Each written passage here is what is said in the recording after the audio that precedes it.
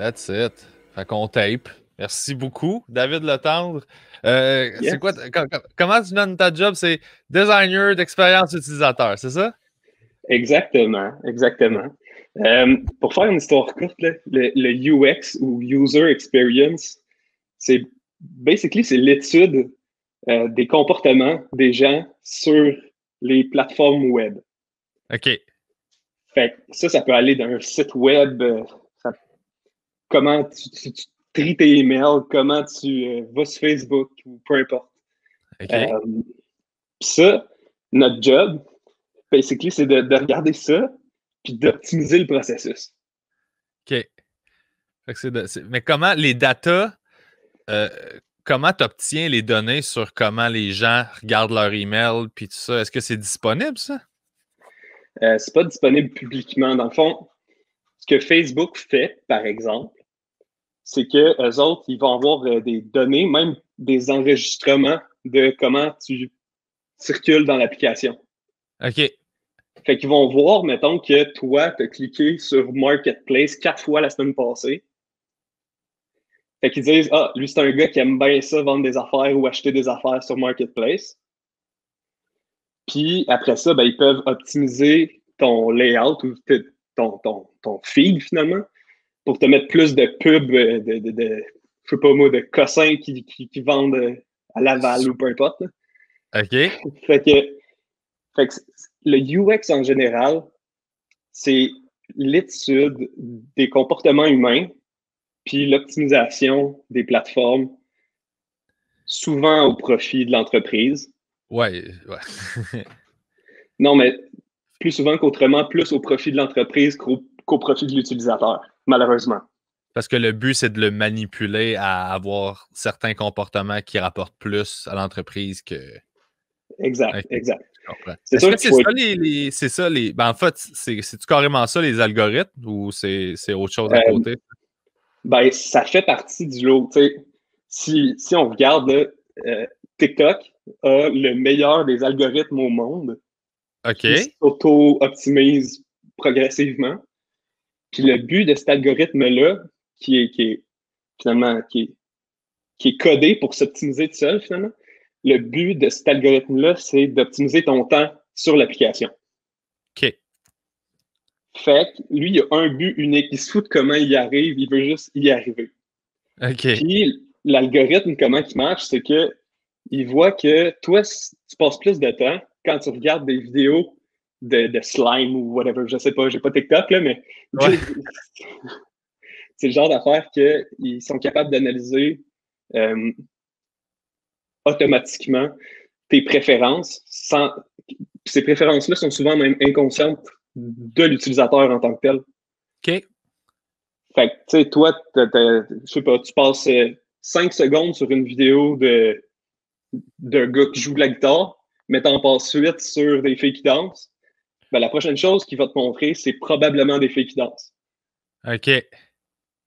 Puis Ça, c'est là, ben, c'est ça, c'est super fou. Puis c'est inconscient parce que c'est toi, tu es entertainé en tant qu'utilisateur, mais eux, ils font du profit parce qu'ils te montrent encore plus de TikTok d'autres personnes. Fait que c'est comme gagnant-gagnant, mais tu te rends pas compte qu'au final, t'es un outil finalement. T'es le ouais, produit qui est vendu à des advertising ouais. Ben, moi, companies. Tu sais. on m'avait déjà dit généralement, quand c'est gratuit, c'est parce que c'est toi le produit, là. Exact, exact. Ouais. Ben, tu sais, Facebook, par exemple, c'est le meilleur exemple pour ça. Là. Les autres, au début, ils ont commencé, puis c'était une plateforme simplement pour connecter avec des gens parce que c'était des vieux collègues ou des vieux amis d'enfance ou peu importe, puis c'était intéressant, c'était le fun, ça ajoutait de la valeur. Mais là, à un moment donné, ils se sont rendus compte que c'était une banque d'informations qui était tellement valuable pour les entreprises qui font des publicités euh, que c'est devenu. Ils ont fait comme une twist, puis c'était devenu. L'utilisateur était devenu le client, ben, le produit en tant que Ouais. tel, puis le client, c'était les compagnies de publicité. OK. Ça avait une valeur parce que il y avait des données tellement précises qui sont en... Oh, excuse-moi. Ah, il n'y a pas de trouble. Désolé. Oui, non, avant que j'interrompe, parce qu'il y a un bruit fucking étrange qui vient de ce coin-là, que je sais pas c'est quoi. On expliquait que c'est ça, dans le fond. Facebook, ils ont vraiment pris un virage, puis ils sont allés vraiment sur les annonceurs, parce que, dans le fond, c'est qu'ils peuvent tellement cibler la pub, parce qu'ils ont tellement d'informations précises sur les gens, que là, c'est là que ça devient vraiment... Ça obtient une grosse valeur pour un annonceur, parce qu'il peut comme annoncer à la bonne personne directement. Là. Exact. Ben, avant ça, en fait, la publicité, c'était souvent de la publicité de télé ou imprimée. Puis la pub télé, c'est fuck all, ça s'en va à qui, là? Tu sais, tu le spread, puis... T'espères. Ouais. Puis tu peux pas traquer non plus. C'est-à-dire que tu peux pas savoir que quelqu'un est venu en magasin à cause d'une pub précise. Fait que tu sais pas si ton effort marketing a un retour direct. Ah, tandis que là, avec le web, tu es capable de tout suivre le flow de quelqu'un de sa première pub qu'il a vue à ton sujet jusqu'au moment où il a fait acheter. C'est épeurant. Ben, c'est épeurant, mais en même temps, ça a ses avantages aussi. Mais là, pour revenir au UX, là, tantôt, je l'ai un peu dépité un peu d'une façon très négative. Non. Ben, c'est un peu comme Star Wars, il y a les forces positives, les Jedi, puis il y a les forces négatives, que c'est la Force, l'Empire, là. Les Sith. C'est ça. Dans le fond, il existe ce qu'on appelle... Ben, en fait, le principe de base pour un UX designer, c'est super simple, c'est l'empathie envers les utilisateurs. C'est-à-dire que l'empathie, c'est être capable de se mettre à la place de nos utilisateurs pour optimiser leur expérience. OK. Fait que, par exemple, des applications comme, on y va super basic, mais Google Docs. Eux autres, ils ont analysé leurs utilisateurs pour optimiser l'application pour que ça soit de plus facile à utiliser pour tout le monde, que ta grand-mère soit capable de se partir un document puis soit capable de créer ses petites affaires si elle veut, tu sais. Puis, ils ont tellement simplifié l'expérience que n'importe qui est capable d'arriver à ses fins avec Google Docs. OK.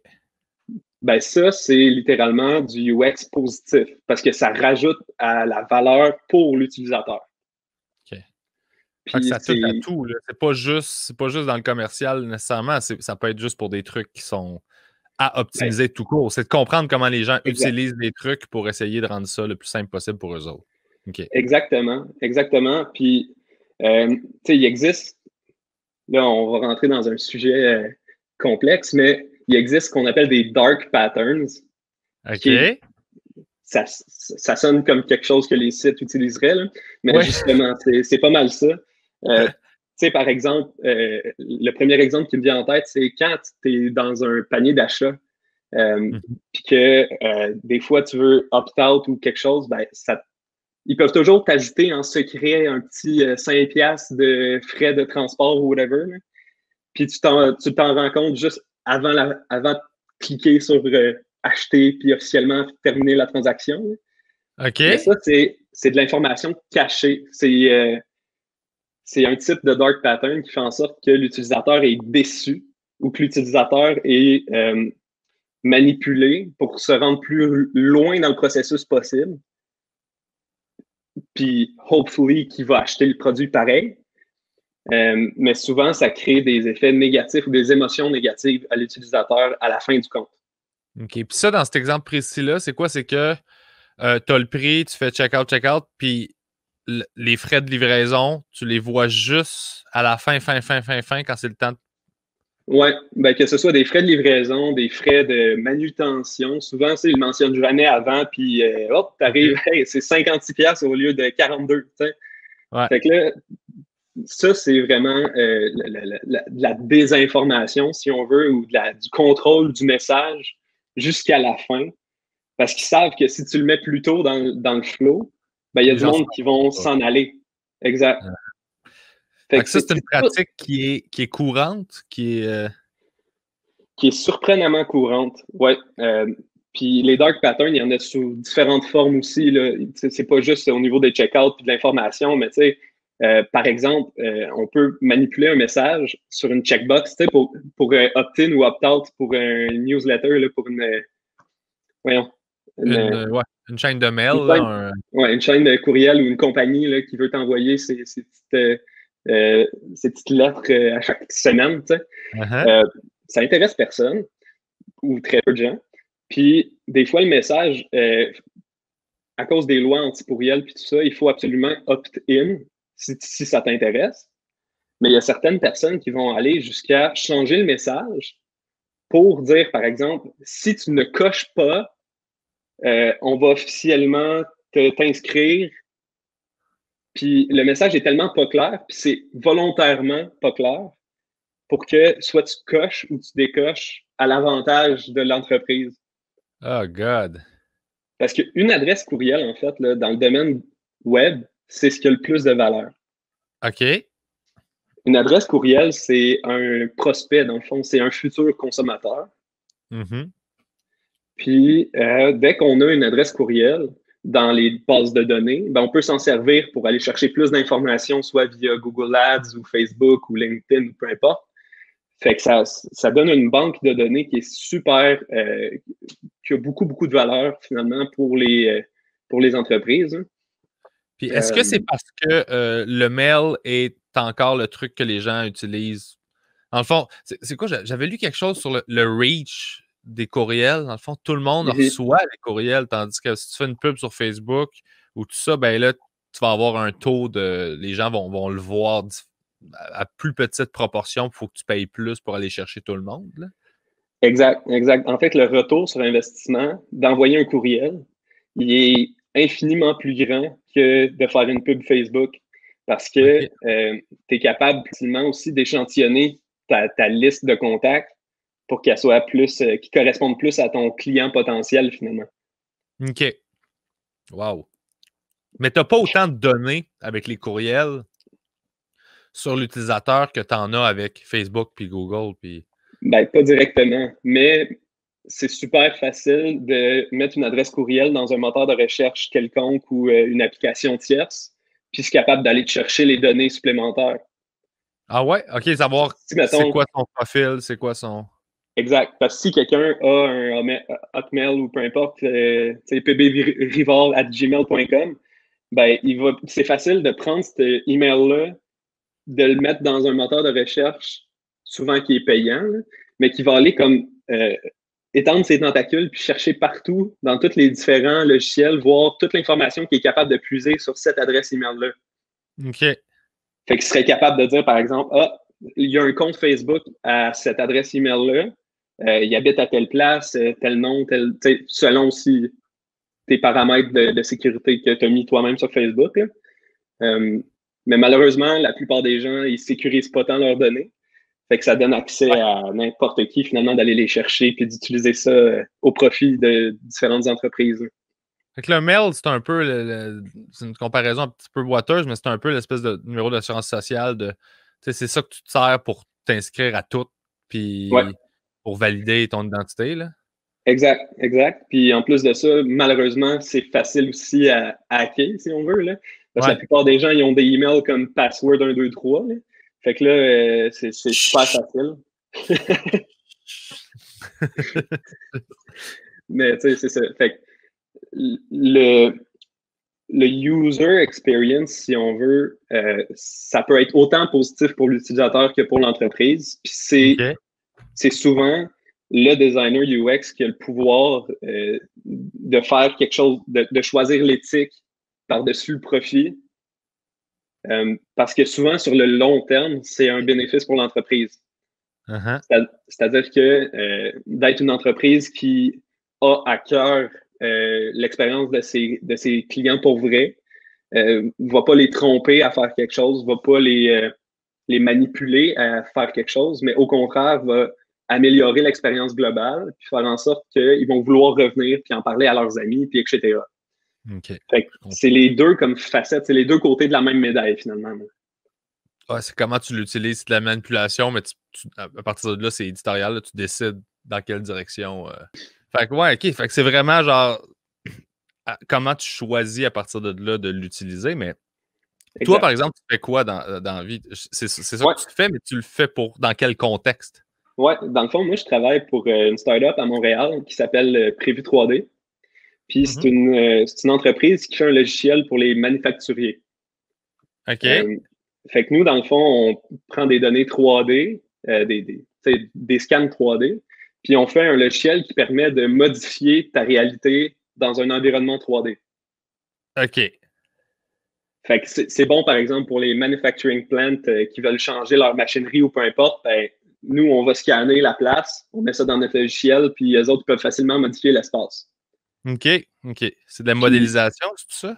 ben, sensiblement, c'est de la modélisation, mais on peut facilement exporter et importer des machines en 3D, là. Euh, OK. Puis après ça, on peut explorer tout ça. Mais bon, ce logiciel-là, moi, dans le fond, mon travail avec ça, c'est de faire en sorte que le processus soit le plus accessible possible. Parce que les gens qui vont l'utiliser, moi, je sais que c'est des ingénieurs ou des ingénieurs de projet dans certaines entreprises manufacturières. OK. Puis ces gens-là ont leur billet, si on veut, ou leur façon, leurs attentes, finalement, envers un logiciel. T'sais, ils sont habitués avec des logiciels super compliqués, là, Ouais. super précis. Fait que le but, dans le fond, c'est d'adapter l'expérience de notre logiciel aux gens qui l'utiliseraient pour qu'il y ait le moins de troubles possible à arriver à leur fin. OK. Fait que toi, il faut que tu comprennes comment un ingénieur travaille pour régler Exact. des problèmes qu'il réalise peut-être même pas qu'il y a. Exact. D'où l'empathie, en fait. Ouais. Ce que je disais tantôt, c'est d'être en mesure de se mettre à la place d'une personne, puis d'essayer de comprendre au plus possible son état d'esprit, son environnement, même ses objets de travail, son ordinateur. Euh, il travaille-tu debout au bout dans le fin fond du plancher de l'usine avec du son dans les oreilles comme ça n'a pas d'allure, ça a un impact sur comment il est concentré à son travail ou qu'est-ce qu'on peut faire aussi pour optimiser son travail dans l'application. OK. Euh, Fait que c'est tout d'essayer de penser à qu'est-ce qui influence son potentiel d'avoir du succès avec l'application. OK. Puis c'est là où, dans le fond, moi je prône le UX éthique, donc Uh-huh. l'expérience utilisateur éthique, parce que il n'y a rien que je trouve plus dégueulasse que la manipulation ou même exploiter des réflexes naturels humains pour, pour apporter plus de bénéfices à une entreprise. Là. Moi, je trouve ça sale comme Ouais, façon vraiment. d'agir. Ben, tu sais, tout a un prix, puis il y en a qui se font avoir par un salaire plus élevé, mais il faut qu'ils manipulent des gens, il faut qu'ils, tu sais, ça m'intéresse Ouais, pas. je comprends. Puis quand ils évaluent ces trucs-là, ils doivent engager des psychologues ou des neuropsys. Oui, oui, ben en fait, c'est c'est un peu comme un milieu entre le design graphique puis la psychologie humaine. Mhm. C'est-à-dire que le but, c'est d'analyser les comportements des utilisateurs, puis d'optimiser son interface puis l'expérience dans un logiciel afin qu'il atteigne un niveau de satisfaction qui lui donne envie de revenir finalement. Uh-huh. OK. Puis c'est quoi les pires affaires que tu as vues? Genre, il doit y Ah, avoir des histoires là, il doit y avoir des histoires dans ce monde-là de oh man, ils ont réussi à crosser tout le monde en faisant ça ou ben oui, ben en fait, tu sais, bon, on peut y aller dans le plus ludique au début, là. Je veux juste parler ouais, allons-y, très ben oui. con, là. Regarde le monde Mais a tu le temps, sais, on a le temps. mettons, entrer son numéro de téléphone avec des drop-downs, Des drop-downs, ça c'est. Des, euh, des drop-downs, c'est des petits tiroirs, si on veut. Là, voyons, comment je l'explique? Un drop-down, c'est quoi un drop-down? Ouais. Moi, je sais pas c'est Euh, quoi, fait qu'il y a plein de monde qui écoute qui savent pas c'est quoi. OK, OK. Quand tu remplis un formulaire, mettons, là, puis tu as un choix d'options, tu Ouais. cliques sur la boîte, puis ça t'ouvre un petit tiroir avec différentes options sur lesquelles tu peux cliquer. Oui, ouais, OK. Ça, c'est un drop-down. Dans le fond, quand tu cliques, ça t'ouvre les options. Ben, la façon que tu rentres l'information, doit toujours être lié à l'information que tu veux rentrer. Mettons un numéro de téléphone. J'ai déjà vu ça, puis c'est vrai. C'était tout en ordre de chiffres. Fait que 1, 1, 1, 1, 1, 2, 1, 1, 1, 1, 1, 1, 3, 1, 1, 1, 1, 1, 4. Puis là, il fallait que tu te rendes à ton 8, 1, 9 ou ton 4, 5, 0 qui était au bout. Là. Ça n'avait OK. pas de bon sens. Je suis déjà tombé là-dessus. Là. Il y a quelqu'un qui n'a pas pensé à son affaire. C'est weird, ça. OK. Ouais, ouais. Fait que ça, c'est un exemple de UX facile, si on veut. C'est-à-dire que n'importe qui serait tanné de scroller pour se rendre à son numéro de téléphone. Là. Ça n'a pas de bon sens. Mais il est où l'avantage dans ce cas-là pour la personne qui a créé Il n'y a pas ou toujours la d'avantage. compagnie? Des fois, C'est ça, c'est juste un mauvais design. Là. Exact. OK, Exact. c'est bon. Ça, OK. ça arrive souvent, des mauvais designs, juste des oublis ou des stupidités. Là. Mettons, des boutons que tu vois même pas, par exemple. OK. Ça, c'est intéressant. Une des pratiques qui sont les plus détestées, si on veut, hein, c'est dans les emails. Maintenant, à cause des lois anti-pourriel puis le RGPD en Europe, tu es obligé d'avoir un bouton de désinscription au bas de ton email. Mais Mais il il y est a des gros gens, de même. c'est ça. Soit il Il est est gros de caché. même, soit il est gros de même en bas complètement, ou il est en blanc sur blanc. Ah ouais. Fait que tu le vois même pas. Puis ça, c'est même pas dans les lois, genre, ils pensent même pas à ces loopholes-là quand ils designent les règlements pour que ça arrive pas. Ben, souvent, ces règlements-là sont faits puis sont designés pour que les plus obvious, finalement, soient facilement vus et dealés avec, finalement. Là. OK, ouais. Que ce soit facile de juste les voir et faire comme, OK, lui, on y envoie une amende. T'sais.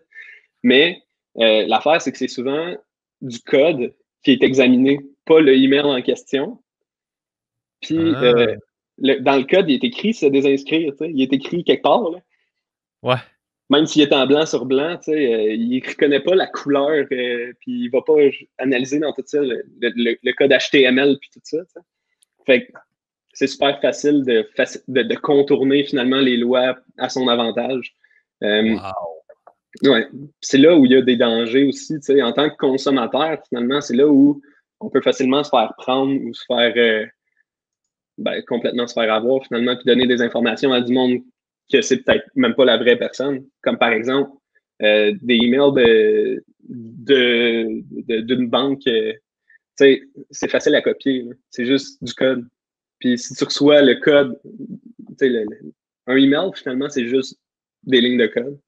OK. Puis c'est super facile à copier des lignes de code comme ça, puis de recréer artificiellement, si on veut, l'email, puis de le renvoyer à des adresses email que tu as achetées sur le dark web ou peu importe. Hein. Fait que n'importe qui peut t'envoyer un courriel. Hey, envoie-moi ton numéro de carte de crédit. Ouais. Puis ça a N'importe l'air qui super pourrait le faire. legit. Ça a l'air super clean. Ça a l'air super. N'importe qui peut faire ça. N'importe qui.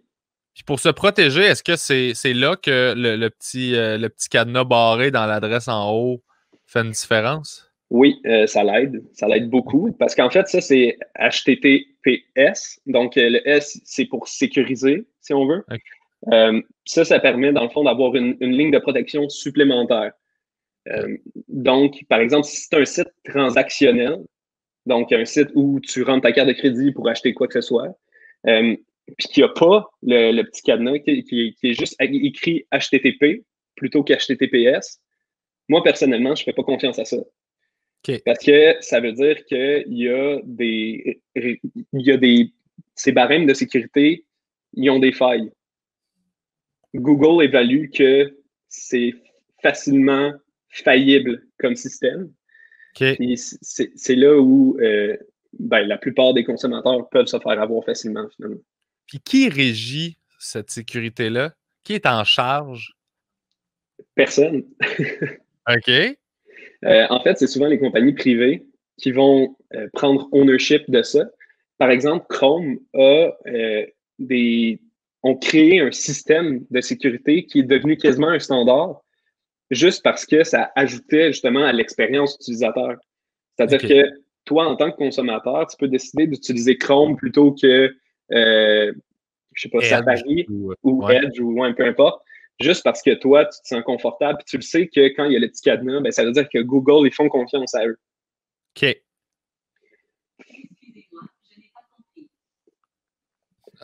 Ah, t'as dit Google, fait que Ouais, c'est ça. ton Google Home va parler. Exactement.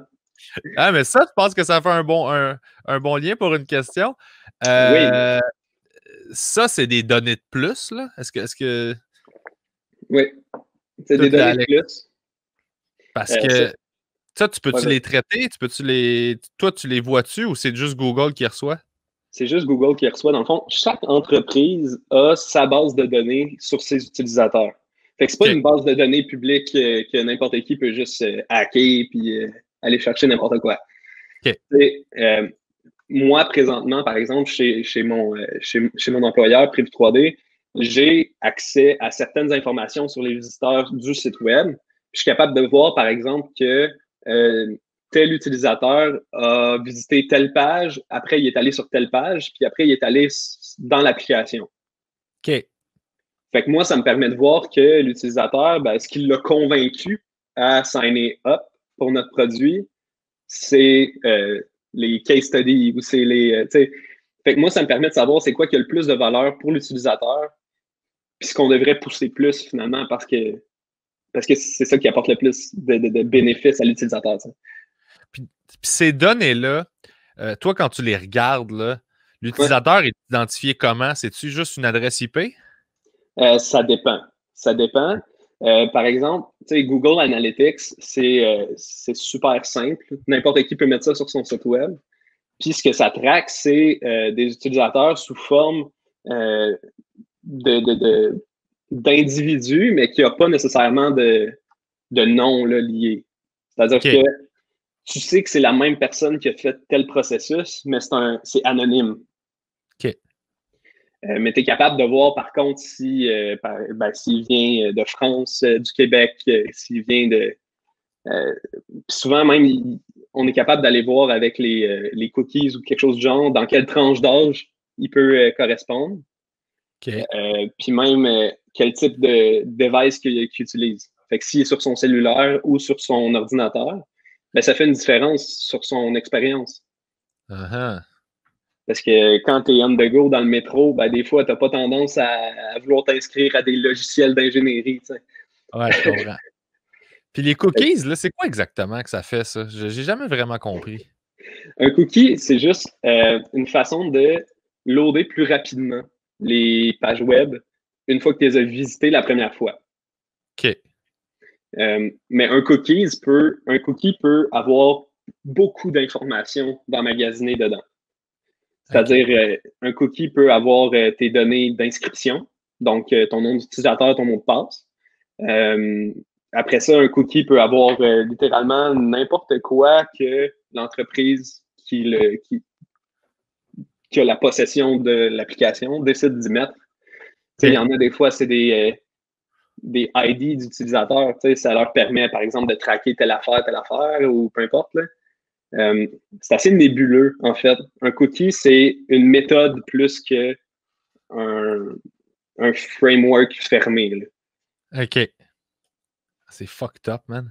OK. Ouais, Ça fait quasiment peur de ne pas savoir tout ça, tu sais.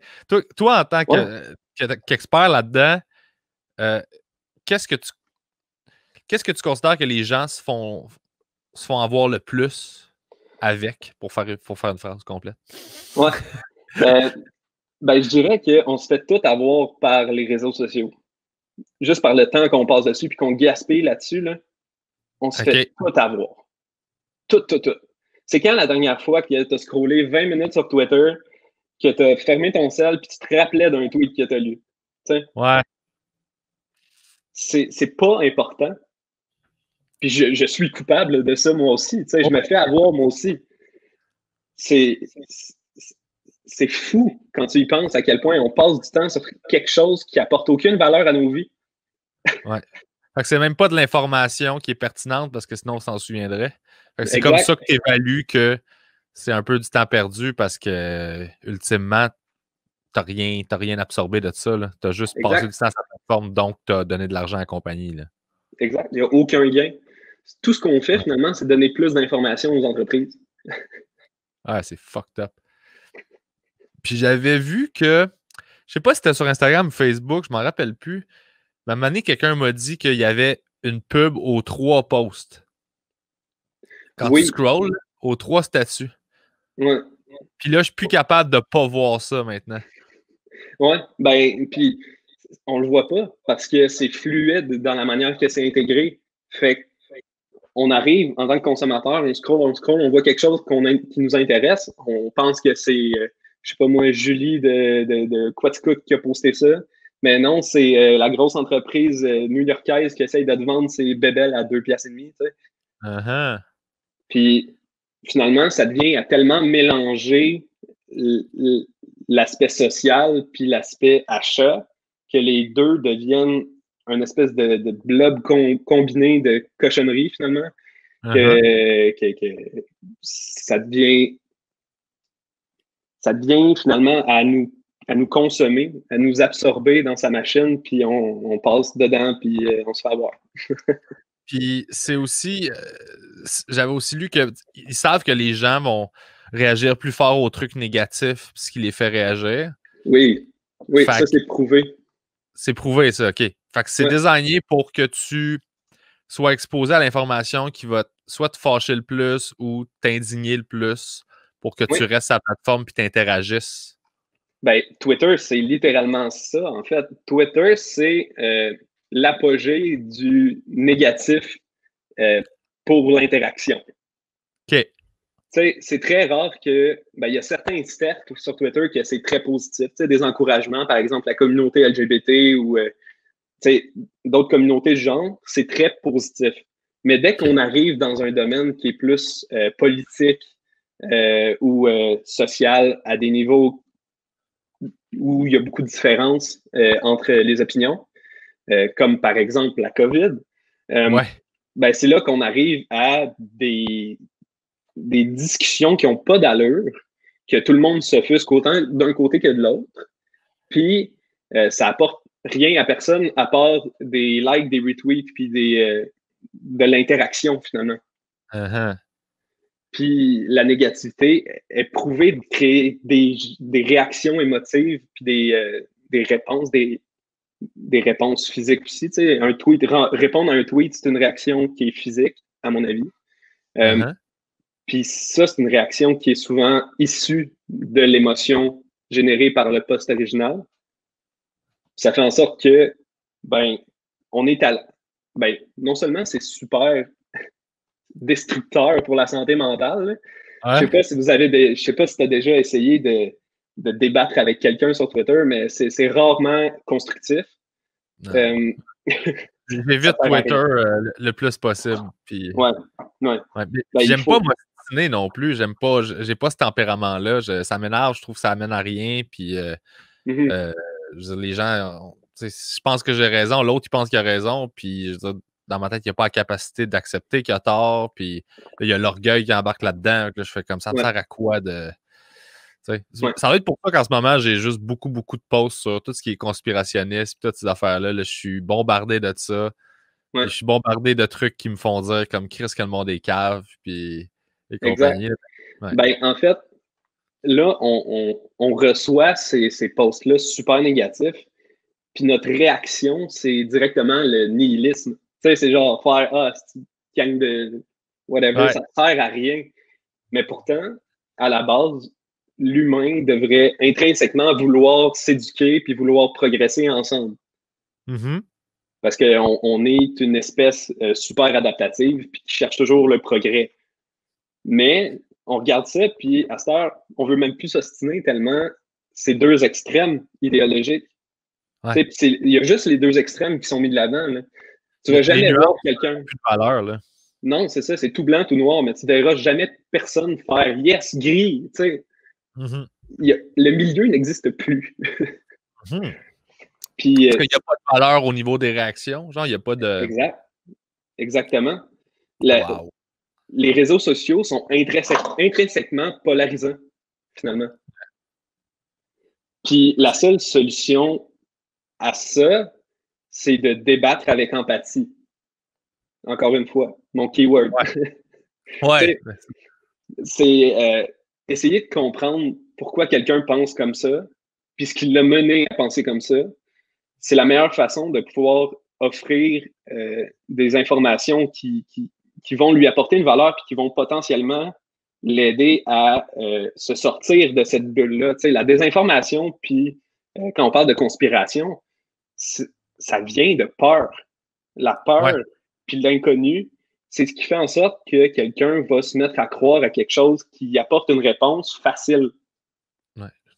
Il accepte pas de pas savoir, fait qu'il remplit les trous. Ouais. Exact, exact. Tu Ouais. sais, par exemple, j'ai vu un post cette semaine de quelqu'un qui disait que l'influenza est à 0 cas cette année au Québec, tandis que les années passées, il y avait 1000 cas, puis etc. La réalité, c'est qu'ils n'ont juste pas calculé les cas d'influenza cette année parce qu'ils étaient trop occupés à faire les tests de COVID. Ouais. Mais tu sais, c'est là où quelqu'un peut facilement s'offusquer et dire, voyons, ils comptabilisent les cas d'influenza comme COVID. Mais la C'est pas ça. réponse, ben non, c'est ça. Puis la réponse empathique, c'est juste d'éduquer la personne qui dit, par exemple, qui partage ces affaires-là sur le fait que, ben, c'est pas nécessairement vrai parce que blablabla. Mais c'est vrai que ça peut avoir l'air de ça d'un point de vue externe. Fait que là, Ouais. tu sais, avec empathie, puis comprendre aussi que cette personne-là est tannée d'être confinée, cette personne-là, elle a peur de l'inconnu, elle a peur de l'adversité, finalement. Mhm. Puis, une fois que le discours devient empathique, ben c'est là que la porte n'est pas Ah, complètement fermée. ouais. Non, mais j'ai toujours eu cette approche-là quand j'ai la patience pour. Là. Ouais, ouais. Parce que, parce que récemment, je parlais avec une de mes amies justement qui est neuropsy, puis elle m'expliquait que euh, avoir une opinion opposée à la tienne, souvent la personne va le prendre comme une insulte. Le cerveau va le traiter de la même façon que si tu l'insultais. C'est pour ça qu'il Ouais. va avoir des réactions fortes aussitôt que tu émets une opinion contraire à quelqu'un, parce que lui, il identifie ça de la même façon que si tu venais de dire t'es cave.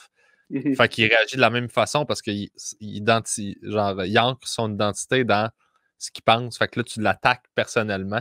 Fait que c'est Ben pour ça que oui. les débats sont super difficiles à avoir puis que ça part dans tous les sens en couille tout le temps. Là, tu sais. Mhm. Fait Ben que c'est. oui. Puis ça, c'est entre autres, et encore une fois, c'est créé par les réseaux sociaux. C'est-à-dire que les gens s'identifient tellement à une manière de penser. Tu sais, c'était pas le cas dans le temps de mes parents, par exemple. Tu sais, oui, il y avait des gens de droite, puis des gens de gauche, puis des gens de centre, mais c'était pas toute ta vie. Ouais. Tu sais, maintenant, j'ai l'impression qu'il faut absolument se positionner pour exister. Que ce Tu choisis soit, ton équipe. Ouais. ben c'est ça, faut absolument choisir son équipe, puis c'est comme, ben, on rentre dans un autre sujet, mais tu sais, le bipartisme américain, là, soit t'es Ouais. républicain, soit t'es démocrate, mais si t'es entre les deux, choisis ton camp. Ouais. Puis après ça, ben, tu changes plus toute ta vie. Que ce soit un bonhomme orange, que ce soit n'importe qui, tu votes pour la personne qui est dans ton équipe. C'est ridicule, à mon Ah, avis. ouais, moi aussi, là, je trouve ça absurde. Là. Fait Ben, que c'est ça. toutes les grosses compagnies, c'est ça qu'ils exploitent en fait. Là. Exact, exact. Ils- Puis ils vont aller jusqu'à les grandes entreprises comme les GAFA, finalement. Je ne sais pas si tu as déjà entendu cette expression-là, mais c'est Google, les- Amazon, Facebook. ouais. Je l'ai Puis, googlé juste avant qu'on se parle. OK, ouais, c'est ça. Ouais. Mais tu sais, ils ont tellement de données sur les gens qui sont capables de les qualifier dans des boîtes spécifiques, comme par exemple libéral, conservateur.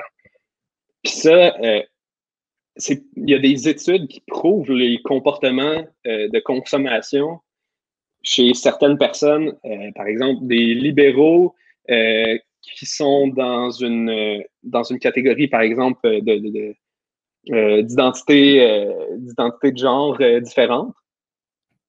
Ben, ils vont facilement faire l'association que cette personne-là va plus avoir tendance à être activiste, puis ils vont aller piner des publicités, d'acheter des articles promotionnels euh, à l'image directement de ce que cette personne-là voudrait acheter.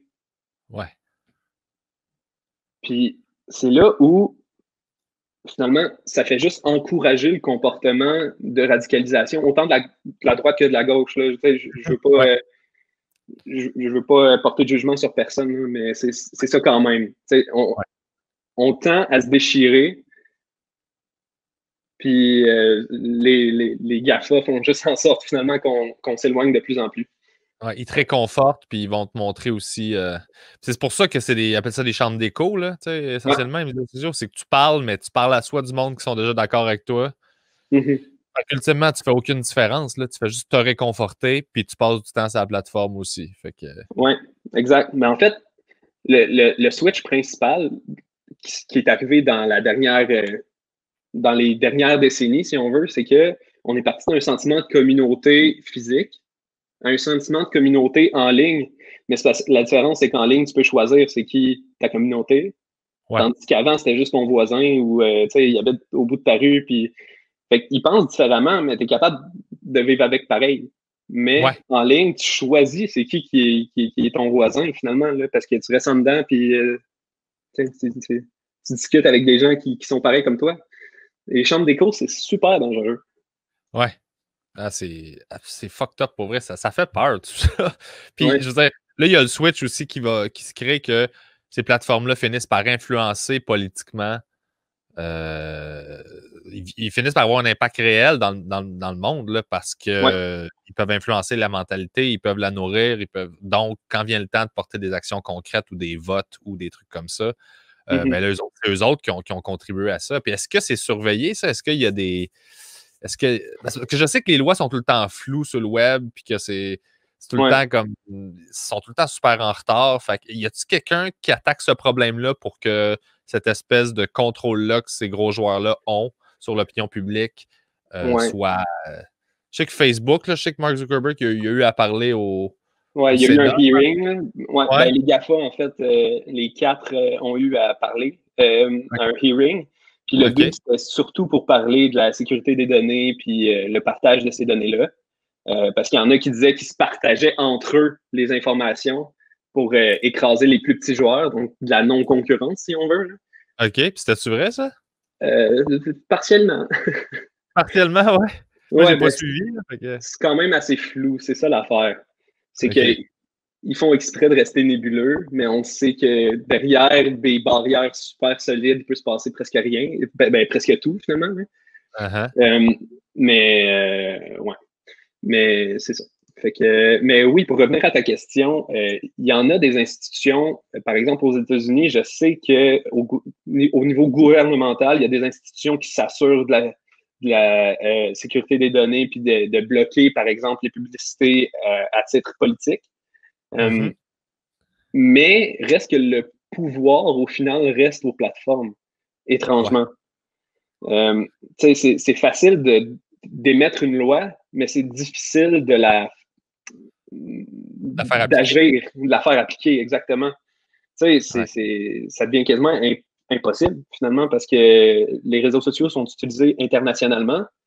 Puis si quelqu'un dans n'importe quel pays d'Asie ou d'Europe décide d'écrire quelque chose, puis que ça se rend à une population qui est en pleine élection, puis que ça crée un buzz ou peu importe, ben, sachant que c'est du contenu qui est créé par des membres de la communauté internationale sur ce réseau-là, ben, ça a sa place. Mais en même temps, tu veux pas que ça influence Tu sais, c'est très nébuleux. C'est très gris, là. C'est top gris, là. Mais des outils comme la vérification de fake news, là. Puis ça, c'est des trucs que tu juges positifs en tant que tel ou. Oui, je juge ça positif. C'est sûr qu'il y a quand même certaines nuances à apporter parce que le contrôle de ce qui est officiellement vrai ou pas reste arbitraire un peu, si on veut. C'est-à-dire que la plateforme, ben, sur Twitter surtout, là, moi, je suis abonné à Donald Trump, puis à chaque tweet, il est écrit cette information est pending, on n'est pas sûr si c'est vrai ou pas. Ou quasiment à chaque tweet, t'sais. Parce que, mais c'est ça, mais ça pourrait être la même chose pour quelqu'un d'autre qui est libéral ou peu importe, qui dit quelque chose, puis Twitter pourrait dire « Je suis pas sûr que l'information que tu dis est vraie ». Fait que le message peut potentiellement devenir filtré par la plateforme. Puis ça pourrait devenir dangereux dans une éventualité où la liberté d'expression pourrait être atteinte. Ouais. C'est-à-dire que quand une plateforme décide de bloquer certains sujets, par exemple YouTube, je sais qu'ils ont bloqué plusieurs sujets, entre autres les nouvelles, tout ce qui était violence. On ne pouvait pas en discuter sur YouTube. En fait, on pouvait en discuter, mais l'algorithme n'allait pas prendre en compte la vidéo pour la partager plus librement, par exemple. OK. Fait que c'est une forme de censure, là. C'est une forme de censure parce qu'on pénalise un sujet qui est important, finalement, pour faire en sorte que la plateforme soit plus advertising friendly. OK. Mais l'inconvénient avec ça, c'est ça que le but de ce règlement-là, c'était de viser à réduire le reach, si on veut, des vidéos qui étaient juste violentes. Uh-huh. Si on parle de fusils et tout ça, ben c'est clairement négatif si on fait la promotion de certains objets violents. Mais la même chose, finalement, est arrivée aux gens qui faisaient la dénonciation d'événements violents. OK. Fait que si on parle, par exemple, d'un shooting, peu importe, ben c'est important d'en parler, puis c'est important de voir ce qu'on peut faire pour résoudre le problème. Mais les vidéos sur le sujet n'étaient pas partagées à leur plein potentiel, finalement. OK. Puis ça, là, à chaque fois que les algorithmes changent et tout ça, comment, toi, tu es dans le milieu, comment tu obtiens l'information que l'algorithme a changé? Puis comment tu comprends c'est quoi les changements qui ont été effectués? La vérité, c'est que souvent, tu le sais pas tant que tu n'as pas publié une vidéo et que tu vois une différence. OK. Souvent. Fait que c'est toujours, la plupart du temps, c'est toujours de l'analyse de données, puis tu fais, il y a quelque chose qui a changé. Qu'est-ce qui a changé? Puis là, tu te poses des questions, puis tu essaies de comprendre qu'est-ce qui a changé. Ouais. Je sais que sur YouTube, par exemple, l'algorithme est une boîte noire. Ils ne savent pas nécessairement comment il marche l'algorithme eux-mêmes. OK. Parce qu'il a évolué avec le temps, avec une intelligence artificielle quelconque ou peu importe. Là, je ne connais pas exactement la méthode qui a été utilisée. Mais finalement, ils ne savent pas nécessairement comment il marche, mais ils savent que les utilisateurs passent plus de temps sur YouTube maintenant. OK. Fait que, eux autres, ils ont le contrôle sur la résultante, mais pas sur la manière. Wow! Fait qu'ils perdent le contrôle de leur algorithme eux-mêmes. Oui, mais à leur profit. Ouais. Finalement. La seule donnée qu'ils veulent absolument garder, c'est la résultante. Uh-huh. Puis la résultante, ben, c'est plus de publicité. Je comprends. Puis l'algorithme là, qui a été justement modifié par l'intelligence artificielle et tout ça, il n'y a personne qui est capable d'ouvrir tout ça puis de regarder c'est rendu quoi puis d'analyser? Oui, ça se fait, mais souvent, c'est super complexe puis ça prend beaucoup, beaucoup de temps. D'ajouter des règles à un algorithme, c'est pas juste d'écrire, je sais pas moi, je veux pas faire de promotion d'armes, braquette, scène. C'est pas ça. C'est vraiment plus complexe que ça, puis c'est un apprentissage évolutif, si on veut, là, de la part de l'algorithme lui-même. Okay. Mais ça, c'est moins mon expertise, si on veut, au niveau des algorithmes en tant que tel. Là, je connais pas, je suis pas un programmeur tant que ça, mais ouais. Toi, tu designes plus les expériences de. Exact. Qu'est-ce qui te fait le plus peur avec tout ça? Ce qui me fait le plus peur, en fait, c'est la séparation de plus en plus des gens, si on veut. La polarisation dont on parlait tantôt. Exact. Moi, c'est vraiment ça qui me fait le plus peur. Je veux une zone grise. Ouais. Tu sais,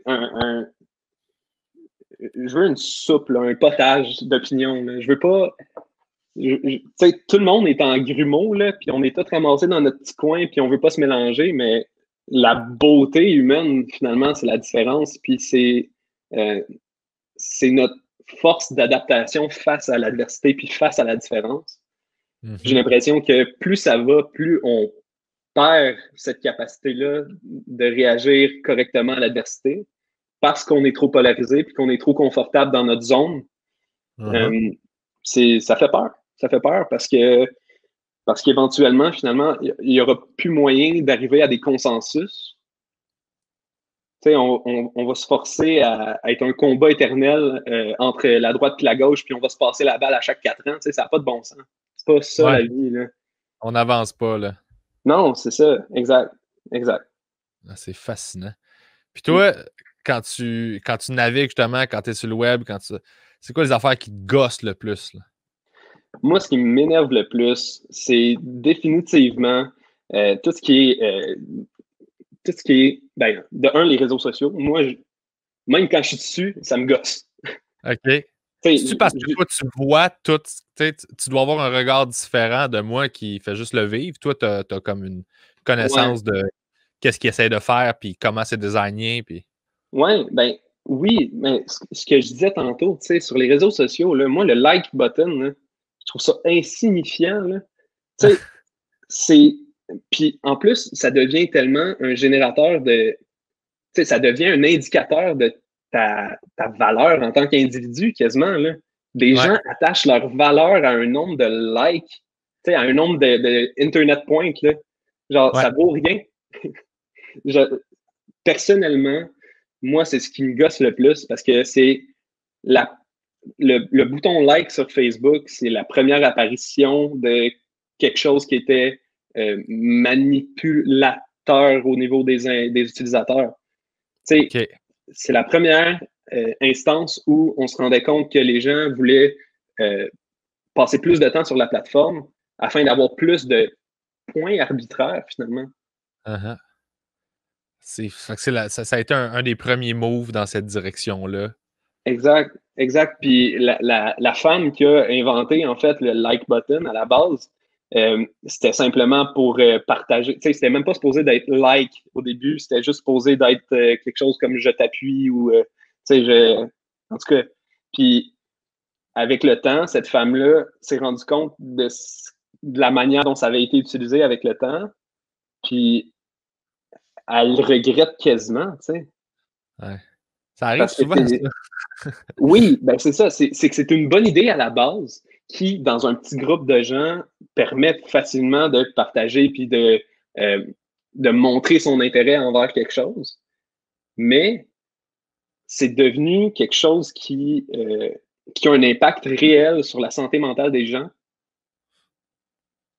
Puis c'est utilisé au détriment de ces gens-là, finalement. Ouais. Donc, on ne peut pas négliger l'impact psychologique de ces plateformes-là, puis la responsabilité sociale qui vient avec le pouvoir que ces gros joueurs-là ont. Oui, absolument. Le diable pour toi, c'est qui sur le web en ce moment? Mettons que tu avais à prendre les 4 diables, puis faire un top 4 de... Ben, tu dis les 4 diables, mais j'ai lu un livre récemment qui parlait des GAFA comme les Four Horsemen of the Apocalypse. Ah ouais, ok, carrément. Bon. Ouais, c'était la directe analyse qu'il avait faite. C'est sûr que c'est un peu hyperbolique, là, mais, mais le pire, je dirais, en ce moment, c'est Instagram. OK. Moi, personnellement, Instagram, j'ai vu de seconde main l'effet que ça peut avoir sur la santé mentale de quelqu'un. OK. J'ai une amie, par exemple, qui, elle, si elle n'avait pas plus de 100 likes en 1 heure après avoir posté une photo, elle la supprimait puis elle la repostait parce que ça avait été un échec. Ouais. Moi, j'ai des collègues qui ont cette mentalité-là. Mais tu sais, un échec comme individu, tu attribues ta valeur comme humain uniquement à un nombre de likes. C'est triste. C'est vraiment triste. Ça a un effet super néfaste sur la santé mentale des jeunes, surtout. Là. Puis, tu sais, encore là, pour revenir sur les jeunes sur le web, tu sais, YouTube, là, être YouTuber aux États-Unis, c'est rendu plus un modèle idéal de job d'adulte, si on veut, là, Ouais. que d'être policier ou pompier. Tu sais, les enfants, là, à cette heure, là, ils disent qu'ils veulent être YouTuber. Ouais. C'est rendu Puis, ça. c'est ça. C'est comme dire, je veux être célèbre. Ouais, mais pourquoi? C'est quoi ton talent? Qu'est-ce que tu vas faire? Je veux juste être célèbre. Ouais. C'est triste parce que la reconnaissance des autres est plus importante que l'accomplissement de soi. Mm. Ultimement, Puis, tu es un panneau publicitaire, là. exact, C'est exactement. c'est- c'est ce que tu fais. Tu deviens un panneau publicitaire, fait que tu veux devenir connu, mais sans rien faire réellement d'autre que d'avoir de l'attention pour pouvoir te faire approcher par des marques, puis Mhm. prendre ce cash-là, puis continuer de faire des trucs, là. Fait que Exactement. concrètement, tu es un panneau publicitaire déguisé avec une Mhm. personnalité, là. Ouais. Ben oui, puis je veux pas non plus apporter un jugement à ces gens-là qui disent qu'ils veulent devenir YouTuber parce que devenir un entertainer, créer du contenu qui apporte de la valeur à des gens, puis créer une communauté de gens, c'est le fun pour vrai, puis c'est super, ça peut être super bénéfique aussi pour la santé Ben oui, mentale. ça peut être bien fait, là. Le corps est de Et- sable. ouais, c'est ça, exact. Mais attends, là, parce que c'est notre dernier épisode de l'histoire du carré. Après ça, je vais tester du maquillage. Genre, Ouh. ouais, ouais, j'ai décidé de prendre un virage, là. Je vais tester du maquillage, puis genre, manger des bonbons, puis faire des Ah, c'est affaires bon ça. super bubbly. Ouais. Ouais.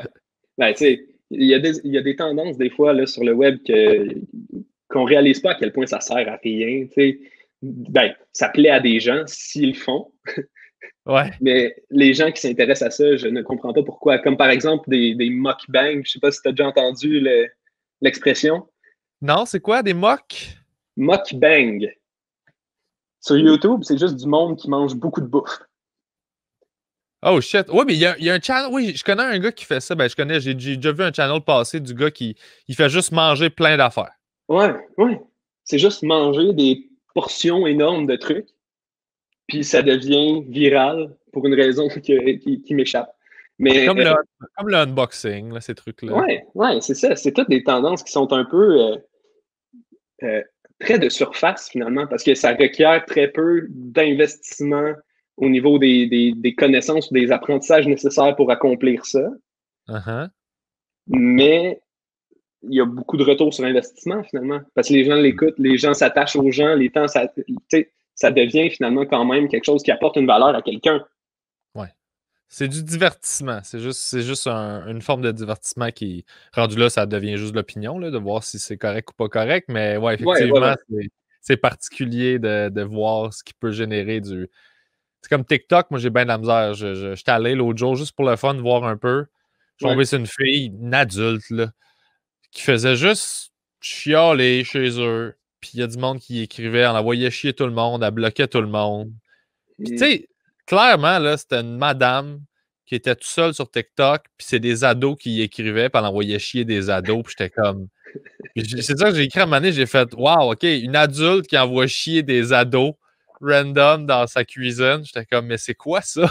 Puis Ouais, là, elle a fait ouais. fuck you, esti! Puis là, elle m'a comme bloqué, puis j'ai fait comme alright. Je suis Mon resté Dieu. 5 minutes sur TikTok, puis j'ai fait bon, ben, je retournerai pas là. Moi, j'ai jamais encore téléchargé TikTok. Je comprends que je suis en retard là-dessus, là. Ça doit avoir déjà 2, 3 ans, cette affaire-là. Ouais, Mais j'ai jamais.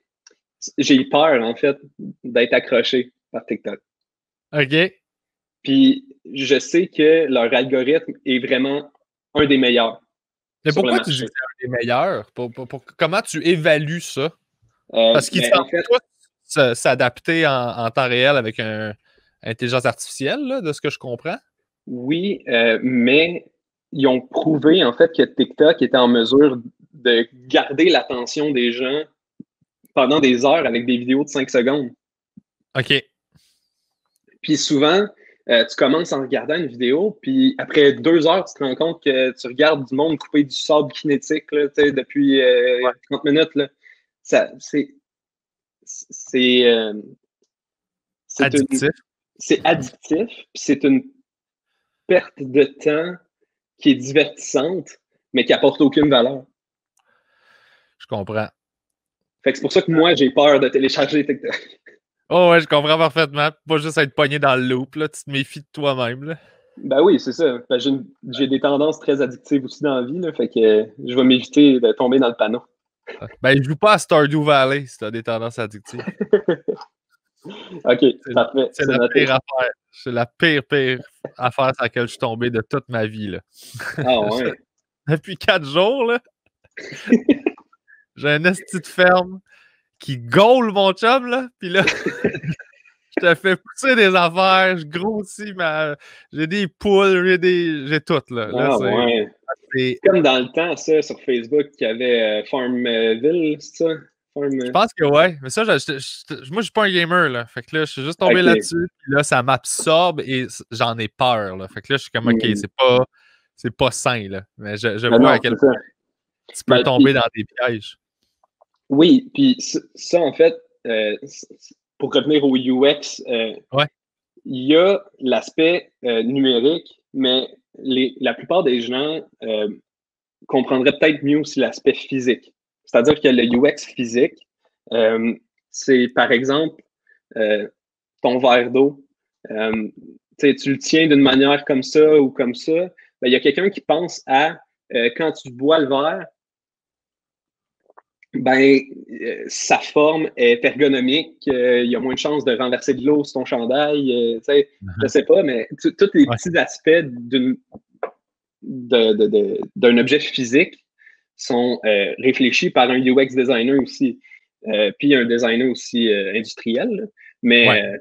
souvent, c'est une équipe qui fait de pair pour faire des études avec des gens pour voir quel type de produit ils préfèrent ou détestent aussi. Ouais.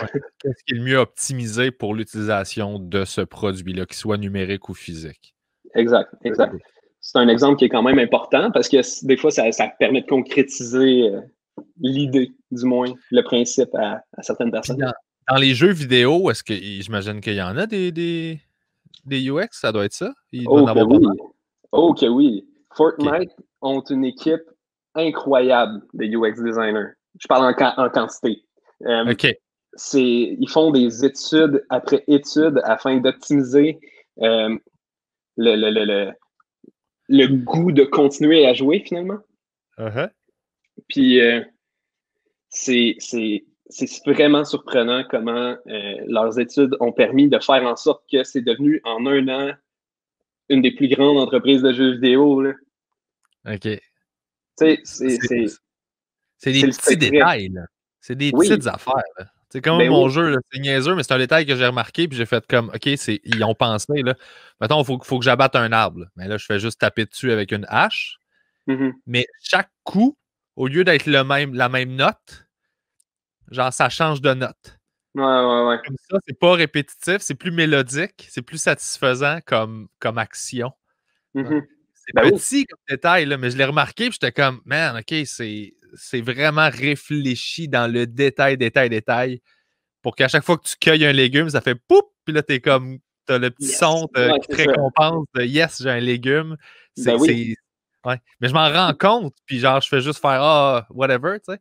Mais Mhm. c'est épeurant à quel point Ben, tout est pensé dans le détail, là. ça finit quasiment par être pavlovien. Tu sais, je sais pas si Mhm. tu as déjà entendu l'histoire des chiens puis de La cloche, là? la cloche, là.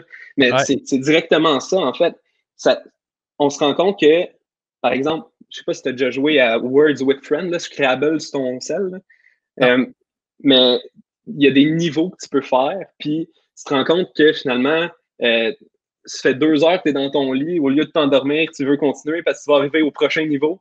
C'est ridicule. Ça apporte rien. Mais dès que tu Ouais. passes un niveau, tu as une petite affaire dans ta tête qui fait comme oh, yes! Tu sais, t'es content, t'es fier. Mais t'es fier de quelque chose qui t'a rien apporté puis qui n'a pas nécessairement requéré un effort. Ouais. C'est fascinant. C'est ça. C'est que, en fait, à la base, euh, pour avoir une satisfaction personnelle, il faut s'accomplir. Mhm. Mais là, on est tranquillement en train de remplacer l'accomplissement personnel par des récompenses court terme. Puis plus qu'on a ces petites récompenses court terme-là, plus qu'on en a besoin pour être bien. Uh-huh. Fait qu'on court après les petites satisfactions qui, finalement, euh, nous font plus perdre de temps que si on investissait dans quelque chose qui était plus difficile, mais qui allait rapporter une satisfaction plus intrinsèque, une vraie satisfaction complète en tant que personne. Tu sais, le devoir accompli, là, c'est un des sentiments les plus fun à avoir. Ouais. Mais c'est très difficile d'avoir. Tu sais, c'est pas comme passer un niveau à whatever sur ton cellulaire. Là. Non, ça peut être des mois sur quelque chose, puis c'est de la discipline, puis c'est... C'est Fait ça. que tu peux passer à côté de ta vie complètement en n'ayant rien accompli réellement, mais en ayant eu des petits kicks d'accomplissement tout au long avec plein d'outils comme ça. Là. Ben tout oui. ce qui est les likes et compagnie. Puis, Oui. Ben, puis les likes, encore une fois, ils ont prouvé qu'il y avait de la sécrétion de sérotonine quand il y avait un certain nombre de likes pour quelqu'un. C'est-à-dire que dès que tu arrives à, je sais pas moi, je dis 100, mais 100, c'est peut-être pas beaucoup pour quelqu'un, mais c'est beaucoup pour quelqu'un d'autre. Puis c'est vraiment un réel plaisir qui est ressenti au niveau de la chimie du cerveau. Tu sais, c'est pas artificiel. Ouais. Mais ça va durer beaucoup moins longtemps. Ouais. Fait que c'est traite, là. Ouais. C'est un petit fixe. Ouais. Wow. C'est... Ben, merci beaucoup d'avoir fait ça, David. Ça a été. T'as bien fait de m'écrire ton message. Je me dire, hey, moi, je fais ça dans la vie. Je pense que ça pourrait être cool. C'est effectivement super intéressant. Puis tu l'expliques vraiment très, très, très, très bien. Là. Ah, ben c'est gentil. J'étais pas sûr. Là. Honnêtement, là, t'as pas à t'inquiéter. C'est super intéressant. En terminant, j'aimerais te demander deux affaires. Yes. Est-ce qu'il y a quelque chose que tu fais que les gens peuvent suivre ou as-tu quelque chose que tu veux promouvoir ou que tu aimerais que les gens s'abonner? Oui. En fait, moi, justement, je me suis démarré un site web à la fin 2020 qui est justement pour le UX éthique. Donc, faire la promotion de le UX puis de l'expérience utilisateur qui est vraiment empathique. OK. Puis ça, c'est letendreux.com. OK. Puis, dans le fond, mon petit chapeau, c'est mon logo. That's it. Puis, c'est simplement, les profits de ça vont aller directement à financer le site web, mais aussi faire en sorte que je puisse créer du contenu pour favoriser justement l'empathie, puis faire la promotion justement du UX éthique, là, parce que c'est des pratiques qui peuvent être mises en place partout. L'empathie, tout le monde peut la pratiquer. Ça nécessite de la pratique aussi. C'est comme un muscle. T'sais. Plus tu le pratiques, plus tu es capable de l'utiliser facilement. Puis c'est super important pour l'avenir de tout le monde, finalement. Quasiment pour l'avenir de l'humanité. C'est la clé pour... c'est le pont vers les autres. C'est le pont vers les gens différents de toi pour justement arrêter de les voir comme quelqu'un de différent, mais comprendre qui ils sont, pourquoi ils sont comme ça, puis arrêter de juste les repousser, puis plus leur tendre la main. Là. Exact. Je suis 100% d'accord avec toi. C'est très cool, ça. Je vais aller voir ça. letendreux.com. Puis sinon, je suis joignable sur Facebook ou peu importe. Là, googlez là, David D. Letendre, puis vous allez me trouver probablement. Si ça me tente de jaser UX, je suis disponible. C'est très cool. Merci beaucoup d'avoir fait ça. Puis en terminant, y a-tu des conseils que tu donnes aux gens? Juste un conseil par rapport à comment ils gèrent leurs médias sociaux. Puis ça peut être juste d'être conscient de tout ce qui se passe. Puis déjà, la prise de conscience, ça peut faire du bien. Oui. Moi, je dirais, avant de répondre à quelque chose ou à quelqu'un qui n'a pas la même opinion que vous, posez-vous la question, qu'est-ce qui a fait en sorte que cette personne-là peut penser comme ça aujourd'hui? Ouais. Se poser la question. Puis souvent, c'est issu soit d'un milieu défavorisé, soit qui soit défavorisé autant en manière d'argent que de connaissances. Tu sais, des fois, c'est de la simple innocence, finalement. Ouais. Puis le but, c'est de ne pas réagir négativement à la personne, puis de ne pas faire de jugement personnel, mais de chercher à l'éduquer puis à la faire grandir. Ouais. Puis en même temps, il faut être ouvert aussi à avoir tort. Ouais. C'est-à-dire que c'est l'envers de la médaille, finalement. Des fois, c'est toi qui va être tort, c'est pas qui va avoir tort, c'est pas l'autre personne. Puis il faut accepter la critique, puis accepter d'avoir tort. Ouais. Puis c'est encore une fois, ça vient à l'empathie. Ouais, c'est une très belle mentalité, honnêtement. Tu fais honneur à ton travail. Good job, pour vrai. C'est super gentil, merci. Ben, merci, j'ai vraiment, vraiment, vraiment aimé ça. Fait que, ben, merci d'avoir fait ça. De toute façon, on va rester en contact à travers le Carré de sable et compagnie. Ben oui, c'est sûr. Puis, ben, écoutez, si vous avez aimé ça, allez écrire un message. Trouvez David, puis allez écrire un petit mot de gentillesse. Puis, merci d'avoir pris le temps de faire ça, honnêtement. J'ai appris plein d'affaires, puis je suis sûr que les auditeurs aussi ont appris plein de trucs. N'importe quand. Yes! Ben, passe une belle journée, puis merci, continue ton bon travail. Merci. Ciao, salut!